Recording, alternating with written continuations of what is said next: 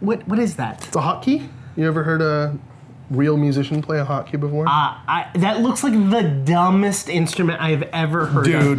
It's a lightning.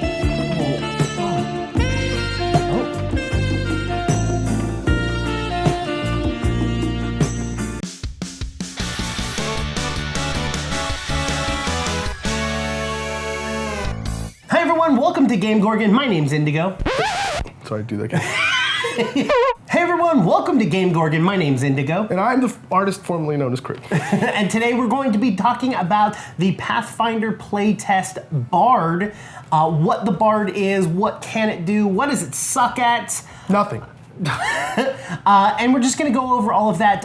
If you're looking for a way to build a character and you need help doing that, getting to this point, there's a link down in the description for our character creation video. We're also going to be doing a bunch more of these. We've already done the Alchemist and the Barbarian, so go and see those and see our future ones. So let's get right into it. What is the Bard? The Bard is a know-it-all piece of shit that won't ever shut up about any of the things that he supposedly knows. Seriously, the Bard is a class that's centered around its charisma and its knowledge, its lore, and its ability to persuade, its ability to intimidate, its ability to charm in general. It is kind of themed after a performer, after a musician, but the kind of like underlying magic below the music is what's unique about the Bard. I see a little silhouette of a man. The Bard is a spellcaster. They can cast occult spells like any other spellcaster is able to cast, but they also have a specific kind of spellcasting that comes from their music and is like kind of embedded in their songs. And that's what makes them unique and that's what makes them fun to play in my opinion. So what are you strong in? Like we mentioned before, you are the charismatic face man of your group because of the fact that your key stat is your charisma and because of the way that some other features for the Bard work.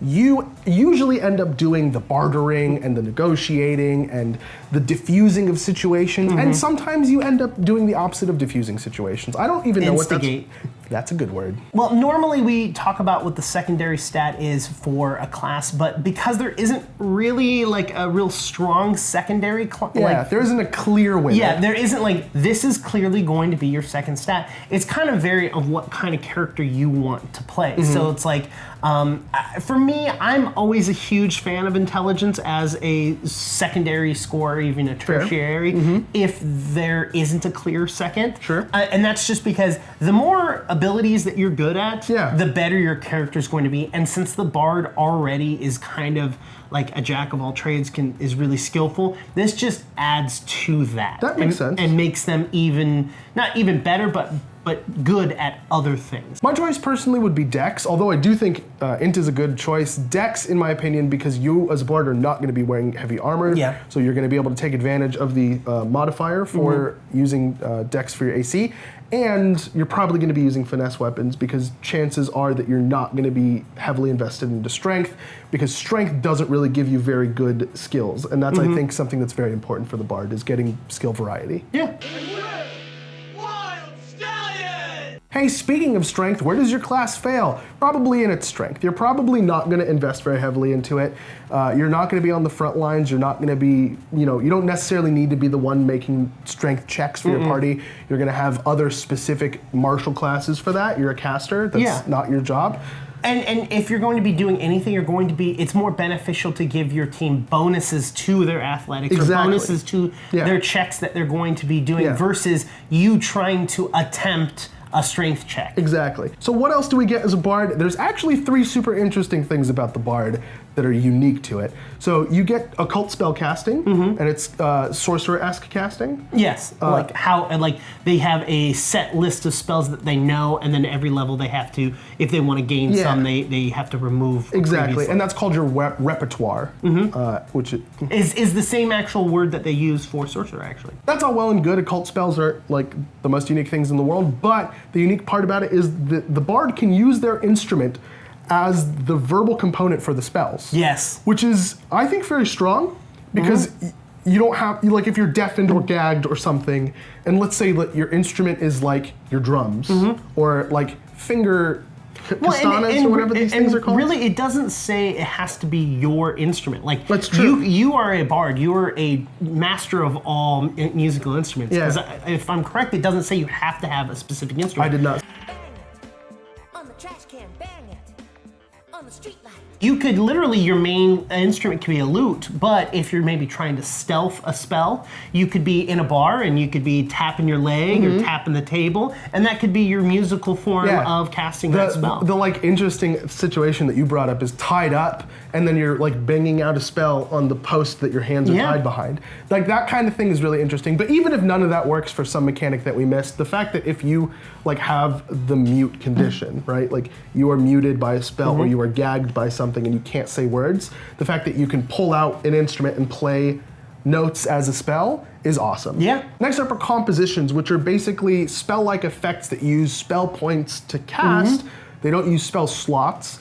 Do a lot of really flavorful kind of like effects with your performances. For example, one very high-level composition allows you to instantly kill somebody by performing to them, and they're killed because they're either overwhelmed with grief or overwhelmed with happiness. It kind of reminds me of the high-level monk ability, of like the seven-sided punch or whatever the hell it's called. Nice try.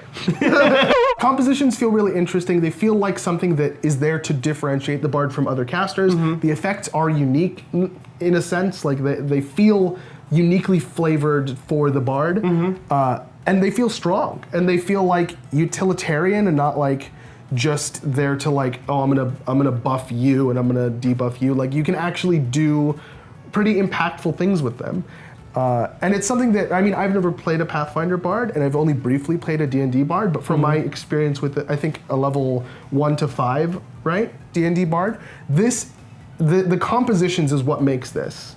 It's the rest of it's neither here nor there. The compositions is what makes this cool. Yeah, and then the last kind of unique thing that you get with the bard is a muse, which you pick at level 1. Yeah, you get to pick between lore, maestro, and polymath. When you pick a muse, the muse is going to give you a bard feat and a spell, and that is added to your repertoire for free. That's it. Yeah. It's just a level 1 little kind of like nudge in a specific direction, but it's kind of underwhelming as far as differentiating it, like the barbarian totems or really The sorcerer bloodline. the sorcerer bloodlines. Yeah. Any of that normal level 1 differentiation. It's just kind of meh. All right, guys, head down to the comments and let us know what you think about the bard. Is this an epic bard, or is the bard just kind of meh? You let us know while you guys are down there. Make sure to hit the like button. Make sure to hit the subscribe button. I know a bunch of you guys have been, and thank you so much for that. Yeah. It helps the channel out so much. We are surprisingly close to 1,000, and I appreciate that very, very much. While you guys are doing that, why don't you also head over to Twitter and have a conversation with us. You can hit me up on Twitter at IndigoQT. You can get me at QueueTimes on Twitter. You should also check out my band. We're at Megadeth Overlords. Gotta hope that's not a real band. On nowhere. That doesn't exist. You can also get both of us at _QueueTimes on Twitter or at QueueTimes on Instagram. We've been GameGorgon. We'll see you guys next time.